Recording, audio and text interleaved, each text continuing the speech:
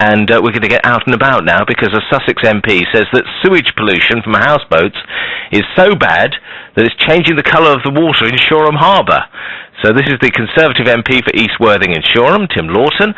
He told the House of Commons that a lack of proper drainage and attachment to onshore facilities is causing the problem. So we thought we'd investigate this morning, and our man Steve Dale out bright and early in Shoreham this morning. Good morning. Let's paint a picture. What is Shoreham like as dawn breaks on a rather dull day in March? Yeah, I mean, it's slightly chilly. I'm standing beneath light grey skies, and I'm just behind the banks of the River Adur, so I can just see the tops of some of the houseboats and all sorts of differently coloured and differently structured houseboats beyond me. Not many people around, but I guess a few people are just sort of gradually coming to terms with yet another week. And a bit later in the show, we will be speaking to a few houseboat occupants just to get a bit more detail on this issue. Okay, so tell us about Tim Loughton's concerns then. Well, he's concerned, as you say, that because the vast majority of the 40 or so vessels here on the harbour, on the River Adur, deposit their sewage into the water, it could present a health problem. Mr Loughton says it's bad enough to lead to discoloration of the waters, and in the Commons he urged the government to tackle the downside of what he called a local tradition. Shoreham in my constituency has a flourishing houseboat community which adds to the colour of our town. Alas, it also adds to the colour of the water flowing into Shoreham Harbour until high tide washes it away, as few boats have sewage tanks or are linked to drainage on the shore. Okay, so that's the comments. Any evidence that there is contamination from the sewage, though? Well, there is some evidence, Neil. I spoke to A.H.A District Council the other day. They do regular checks from a number of bridges and locations around the river for E. coli and other bacteria. They compare their samples to the standards required for bathing water quality, and they say since checks began 6 years ago, there's been at least one what they call high failure of water quality each year, with other regular, less serious breaches. They go on to say that they suspect the breaches are associated with the houseboats, but adding there's been no definite link. But responding to Tim Loughton in the Commons, the Environment Minister Dan Rogerson said houseboats already have to meet acceptable hygiene levels. If the Environment Agency is able to demonstrate a problem, they can issue a notice within 3 nautical miles of an area of an operation. Since 1994, all new recreational craft should be fitted with holding tanks which allow a managed discharge, and larger vessels are covered by maritime conventions. Right, okay, but I mean, there seems to be a bit of a loophole because a lot of the boats by the side of the Adur are older than 1970s, so therefore they don't have this sort of internal tank, and it's presumably going to cost quite a lot of money to connect these boats to the side. Steve, we'll come back to you in a bit. I mean, you're going to speak to some of the houseboat owners about whether or not they think there's a particular problem there, so we'll see you a bit later. Absolutely. Okay, thanks a lot.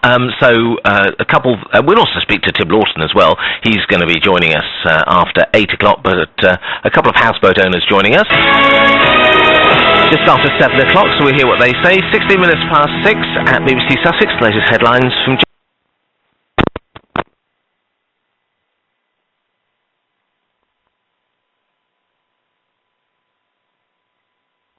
Flourishing houseboat community which adds to the colour of our town. Alas, it also adds to the colour of the water flowing into Shoreham Harbour. Yes, we're live in Shoreham to hear what houseboat owners make of that. And residents here on the River Adur say the sewage they've been dumping in the water for decades presents no hazard whatsoever. Yeah, Steve Dale live in Shoreham this morning. In the national news, devastation in Vanuatu. After all the developments that has taken place, all this development has been wiped out. So it means that we'll have to start anew again. Back here, we hear how the RSPCA successfully brought a cockfighter to justice, and we're stepping into spring. See what we've done here? The camera clicking and it's spring. Yes, we're looking for your photos for spring in a new competition which we've launched today. Joe Rickards with the news in a second. Johnny's got the sport. It's business as usual for Lewis Hamilton. He begins the new Formula One season by winning the Australian Grand Prix. And on the road, Stephen Cranford. On our local routes, we're still doing okay. On the M25, though, predictably slow between 4 and 6 and 9 and 10 on the clockwise side. Yes, damp start from houseboats is so bad, it's changing the colour of the water in Shoreham Harbour. This is the Conservative MP for East Worthing and Shoreham, Tim Loughton. He told the House of Commons the problem's due to the fact that the houseboats there aren't connected to onshore sewage facilities. So we have gone to have a look, and Steve Dale is at the harbour for us this morning. Morning, Steve. Morning, Neil. I'm just behind the bank of the River Adur on the Shoreham beach area.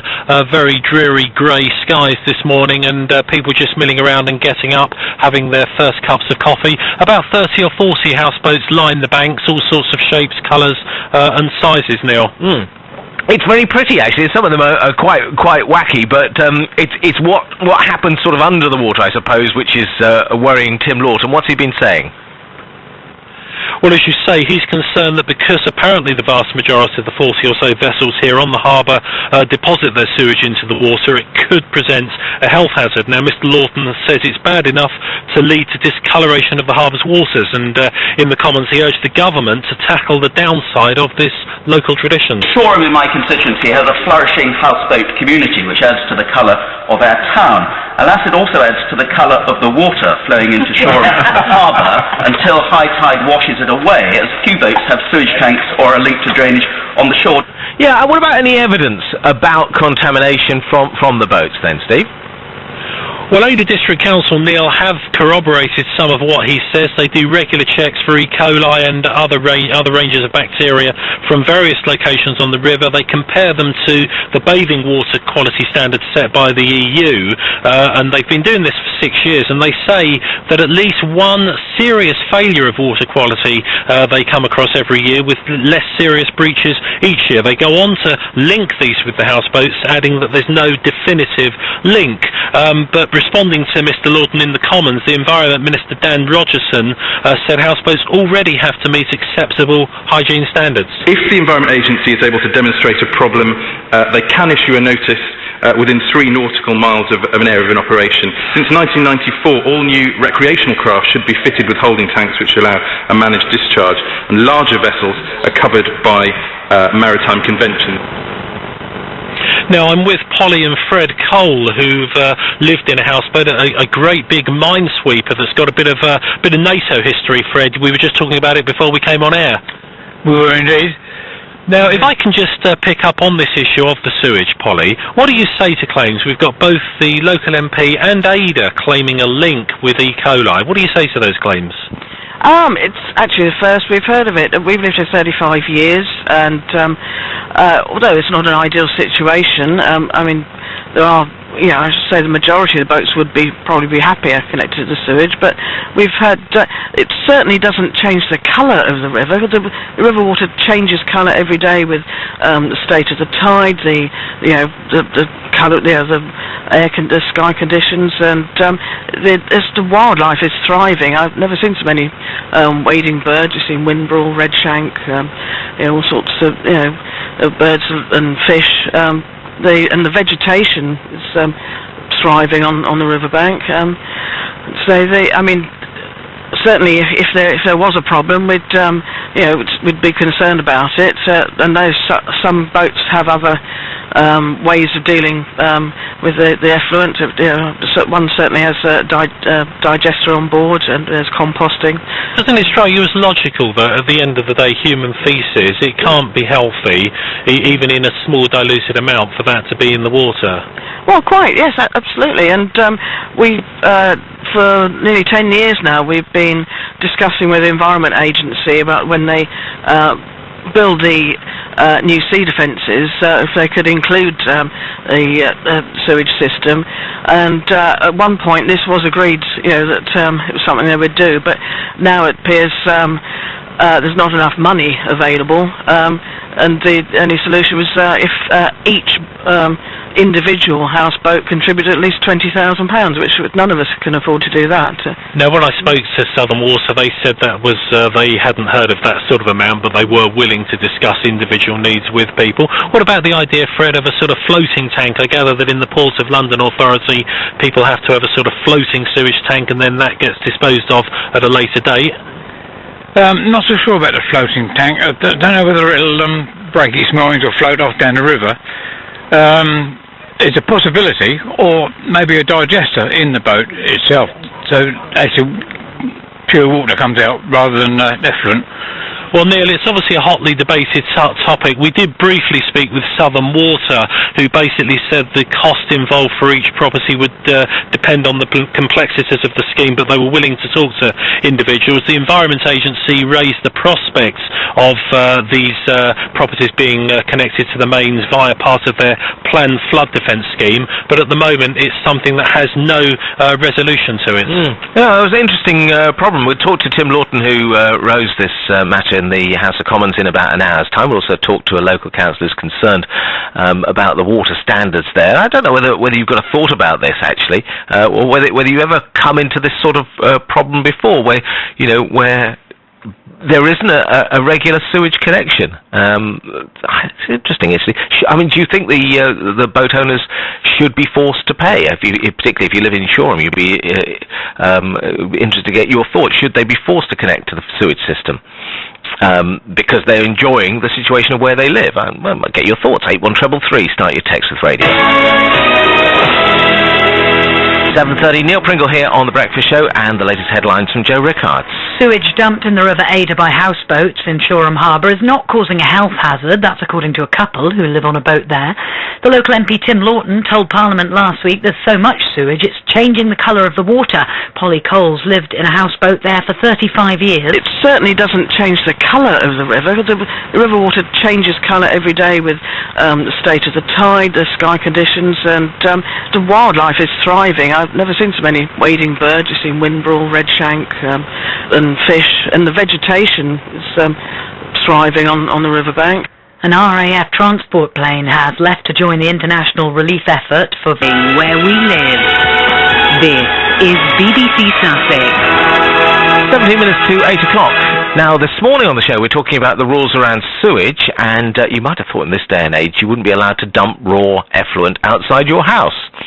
Well, not so if you live in a houseboat. You can dispose of it into the water that you are floating on, and in Shoreham Harbour, that goes on with the 40 or so houseboats that are moored there.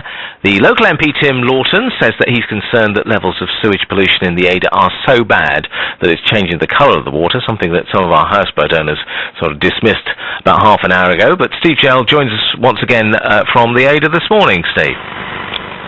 Morning, Neil. I'm just behind the bank of the Adur. I can see several of the houseboats you mentioned in all sorts of different colours, with various gardens fronting them, very dreary grey skies. The sun's trying to poke its head through the cloud, but struggling this morning. And as you say, Neil, just to summarise the story, really, people, they have what's called a macerator that they put their sewage through, but at the end of the day, it does still end up in the water. And A.H.A District Council's officers have confirmed that when they take readings for E. coli and other bacteria, that they do believe, well, firstly, that the levels, they get what they call a seriously high water failure once a year, and they do, although there's no definitive proof, they do relate this to the sewage being dumped into the water. As you say, houseboat residents deny this. Now, one individual who's been very much involved with this over the years is the independent councillor for the area, Lisa McKinney. Morning to you, Lisa. Morning. Now, can you just tell us a little bit about the history of this issue? Right, well, way back at the end of the 1990s, I watched children in canoes coming down from the A.H.A Youth Centre, rowing in the river, and was made aware that, in fact, sewage was poured from the houseboats, went straight into the river. And I thought, wow, surely that is really bad, it might be an infection, etc. I got very short shrift from the port of Shoreham at the time, who said, oh, well, ships and things always pour and the tide washes them away. But we're talking about the river here. I then rang up the Port of London, and because they have, as you know, houseboats at Chelsea Reach for starters. Now there, it's absolutely forbidden totally to pour sewage straight into the river, and most of them, I believe, have what they called floating septic tanks. Now, if you ask what happens to the floating septic tanks, I presume a lorry comes along and empties them all every now and again. So you'd like a similar solution here. What are the challenges? Because it's a big engineering feat even to get the floating tanks in, let alone getting them connected to the mains. Well, that's right. But you see, I think the alternative is there's a sewage pipe that actually is this side of the bank, in fact not far from where we are, that comes right along here. Now, the first thing I did after I became a councillor was ask for a meeting with Southern Water. And we had a very good meeting, and they listened and said, well, it would be up to the houseboat owners to provide and pay for the tanks to pay for the piping from their boats to the sewage pipe, but it would require pumps, because the fact is it's over the hump, as you might say, and that it's running along this side, not the other side. We got nowhere. They actually said that they would go away and see if there was a solution, and off they went. Well, later, when Labour Party was in the government, Mr. Prescott announced that, in fact, houseboats should be treated as any other household, as any other house. And when we were doing the guidance for houseboats, that's A.H.A. District Council, some years ago, we were told very firmly that, in fact, they should be treated as a house, and therefore, really and truly, they should be linked to the sewer. And in your view, that means Southern Water should legally... So we had another meeting with Southern Water, and there was a council officer there, and there was I don't think the Environment Agency were not there. They don't seem to have ever taken much of an interest until lately in the subject at all. I mean, in fairness to the Environment Agency, both Southern Water have said that it's up to individual residents to talk to them. They've said they've never heard of these sort of exorbitant costs of £20,000 per property, and the Environment Agency themselves have said it can be part of their flood defence scheme. But just finally, in summary, your view is that this sewage does present a hazard, and we need a solution. I want to say that the last time I met with Southern Water, I pointed out that as they were houses, in my opinion, they have a legal obligation to link these houseboats to the sewage pipe. And I don't believe that the cost should be on the houseboats. This is like any other household.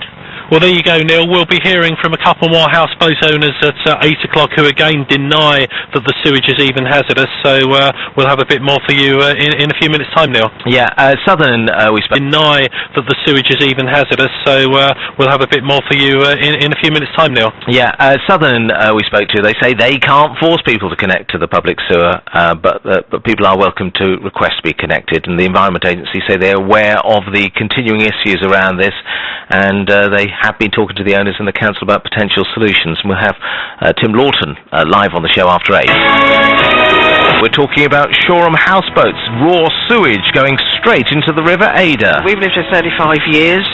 Although it's not an ideal situation, it certainly doesn't change the colour of the river. Yes, we're live in Shoreham to find out who should pay for proper sewage connections. Steve Dale reporting there this morning. And I'm with yet more houseboat residents who say the sewage they deposit in the River Adur presents no health hazard whatsoever. In the national news, devastation in Vanuatu. All of the traditional houses in Tano have been, for the most part, destroyed. Our top story this morning, houseboats in Shoreham Harbour in the spotlight. We'll be asking whether or not they should be connected to the sewage system to stop sewage being dumped directly into the River Adur. The local Conservative MP, Tim Loughton, recently told the Commons that the sewage pollution is so bad in the river, it's actually changed the colour of the water. And A.H.A. District Council officers have told us that failures in water quality are associated with the houseboats. And earlier on, we were talking to Lisa McKinney, an independent councillor for the Marine Ward. She told us that it's only a matter of time before someone gets ill. Way back at the end of the 1990s, I watched children in canoes coming down from the A.H.A. Youth Centre, rowing in the river, and was made aware that in fact sewage was poured from the houseboats, went straight into the river. And I thought, wow, surely that is really bad, it might be an infection, etc. I got very short shrift from the port of Shoreham at the time, who said, oh well, ships and things always pour and the tide washes them away. But we're talking about the river here. I then rang up the Port of London, and because they have, as you know, houseboats at Chelsea Reach for starters. Now there, it's absolutely forbidden totally to pour sewage straight into the river. There's a sewage pipe that actually is this side of the bank, in fact not far from where we are, that comes right along here. Now, the first thing I did after I became a councillor was ask for a meeting with Southern Water. And we had a very good meeting, and they listened and said, well, it would be up to the houseboat owners to provide and pay for the tanks to pay for the piping from their boats to the sewage pipe, but it would require pumps. We got nowhere. Well, Steve Dale has been reporting from the side of the River Adur through the morning. Morning again, Steve. Morning to you, Neil. I'm just standing behind the bank of the River Adur, and very dreary skies. It's a bit of a drizzle is just falling on us as I speak, and I'm joined by two residents here, one of who is Jess Germain. Now, Jess is the secretary of the Houseboat Association, and she can claim a bit of fame in this area because one of her relatives actually came up with the activated sludge method of sewage disposal, which is used across the land now. Jess is also a retired biologist, and I'm also joined by Joan O'Sullivan, one of the residents here since 1984. If I can start with you, Jess, you're a biologist, you've got a family history in this area. Tell us why sewage being dumped in this water is not harmful to humans. It's because it's being put in straight into the mud, and the mud is full of organisms which actually eat the sewage. Because the sewage has gone through a macerator, it's very finely divided, and there's lots of little worms which filter it all out, and that means that the water that comes off the mud is relatively clean. And because it's such a tiny amount, if you think of the number of seagulls and fish and everything which is depositing feces into the river, ours is a very small amount. So for it to have an impact, in your view, there would have to be thousands of houseboats? Yeah. Yes, there would. Exactly, yes. Because mud is a very efficient cleaner. That's what it does. It's the way the mud works. I can hear you laughing in the background there, Joan, because you think it's... The mic is pushing Jess back further and further. My apologies. If you can both come closer in. I'll talk louder, then you don't have to shove it into my face. Okay. I mean, basically, obviously, on the one hand, you're saying it's harmless, but on the other hand, Adur District Council officers do detect E. coli readings and so on that they claim leads to one serious breach of bathing water quality each year and lots of minor breaches. How do you counteract that? They haven't claimed that it's us doing it. Last year there was a major breach up at Burgess Hill, and it was the overflow from that came down the river. There may well have been a noticeable count then of bacteria, but not from us. And before we came on air, you talked about the fact that you regularly will be in the water, you'll be in the mud, and you don't feel any concern about sort of treading in those muddy waters, knowing there's that sewage there. It doesn't bother you one iota. No, why should it? It's just come out of me, hasn't it? Finally, this issue has been raised in the House of Commons. Mr. Loughton has brought it up. Would you like to see a solution whereby you did get some sort of either floating tanks or main sewage connection? I think a floating tank system would be totally impractical where we are because there's no road by the houseboats. But a sewage tank, sewage system, yes, we would be glad of. And we did ask the Environment Agency about this, and they commissioned a report, but they said it was going to cost us in the region of 20,000 each to join on, and we don't have that sort of money. Well, Neil, as I said earlier, Southern Water deny those figures, then they say they're willing to talk to each individual to sort of get an idea of the complexities of connecting this up, and also the Environment Agency have talked about a solution as part of their flood defence scheme, but it's an issue that does need a solution at some point. Right, Tim Loughton, the MP for Shoreham, brought this up in the Commons, has been listening to all that. So Tim, the mud sorts it all out. You don't have to worry about this. Morning, Neil. Well, let me. I seem to have raised a bit of a storm here, and absolutely no way do I want to cast any aspersions on the houseboat owners, because as I said the other day in the House of Commons, they add to the colour of the local community, and we welcome them. And absolutely, we're not pinning the blame on some of the pollution that there is in the river on the houseboats, but it's not desirable in this day and age, particularly when we're trying to clean up the local beaches, and we've had lots of meetings with Southern Water about how we deal with some of the pollution problems on the local beaches, that there is raw sewage going into the mudflats around Shoreham. And what I wanted to do was to see whether there are any government grants available, whether we can get some funding through Southern Water, Environment Agency and others, so that we can connect those houseboats to the main sewage, and with the defence works to that part of the river coming up shortly, that's the opportune time to do it. So some people would say that the houseboat owners should be forced to pay you know, if that's where they choose to live. You know, if I wanted to live somewhere beautiful, then I would normally be expected to connect myself to the services.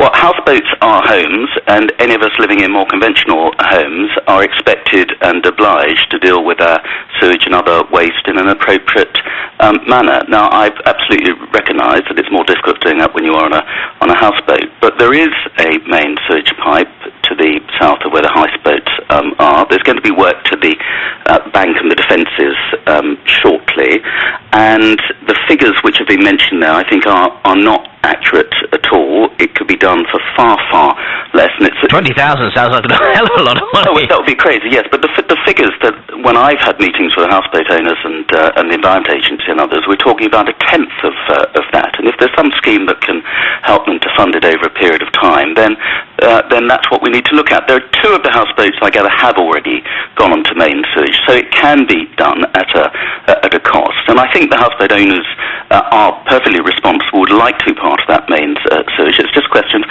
how we can do it. Who do you think should pay?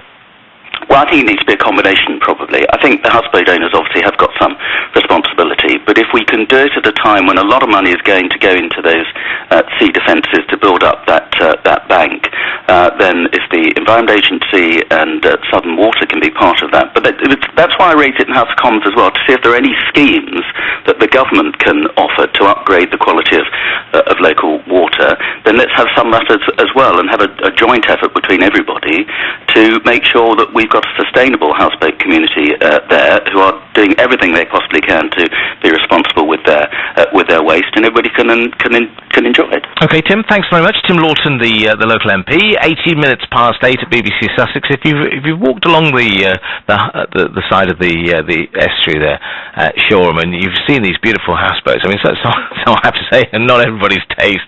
Some are more beautiful than others. And you wanted to know what it's like inside. We've got some photographs. Steve Dale's been on board one, Polly and Fred's boat, the Minesweeper there. So we've got some photographs. We'll put that up on our Facebook page, the inside of one of the houseboats, if you want to have a look. 90 minutes past 8.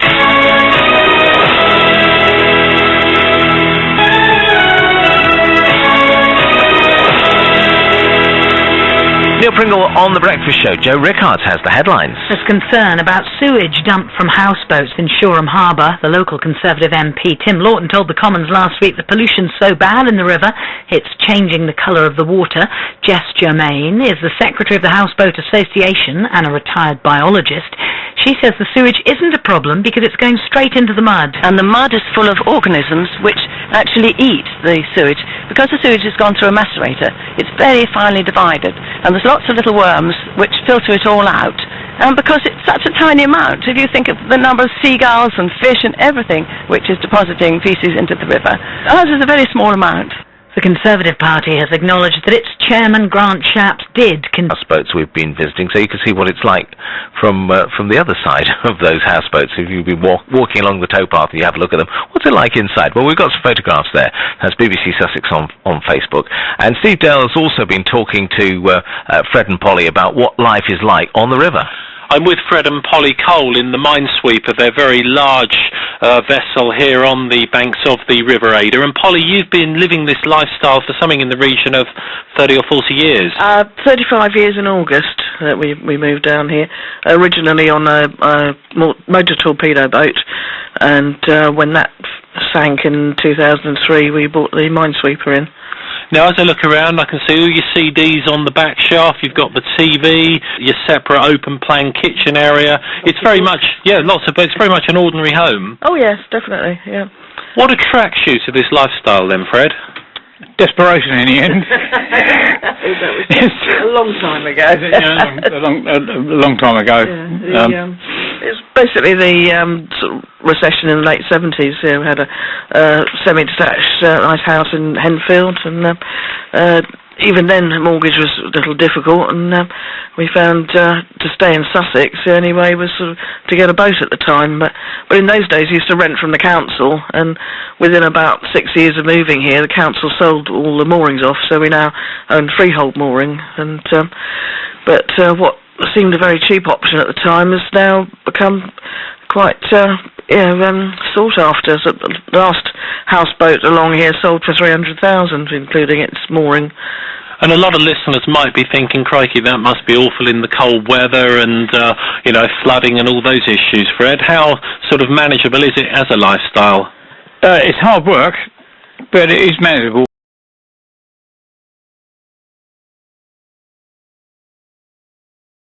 Basically, I've got plenty of new radiators and new fires in the boat as well. We got wood burners, and most of the rooms are warm in the winter, but there's still sort of pockets of cold.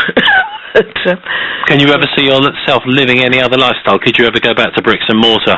That would be very difficult. A few years ago we did look at selling up and buying a house, and thought, it's very much smaller, and you're right next to a road. And I think, no, I think boat life is probably going to see us out for the rest of our days.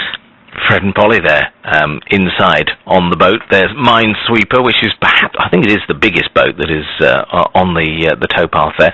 And if you'd like to see what it looks like inside, head to our Facebook page now, BBC Sussex. Just search, get to Facebook, search BBC Sussex, and you will find it. Responsibility for the sewage from the boats in Shoreham Harbour. That's according to the local MP Tim Loughton. Aid is arriving in the Pacific island nation of Vanuatu following the cyclone, which has devastated much of the country. And a man from Chichester has been convicted of 4 charges relating to cockfighting.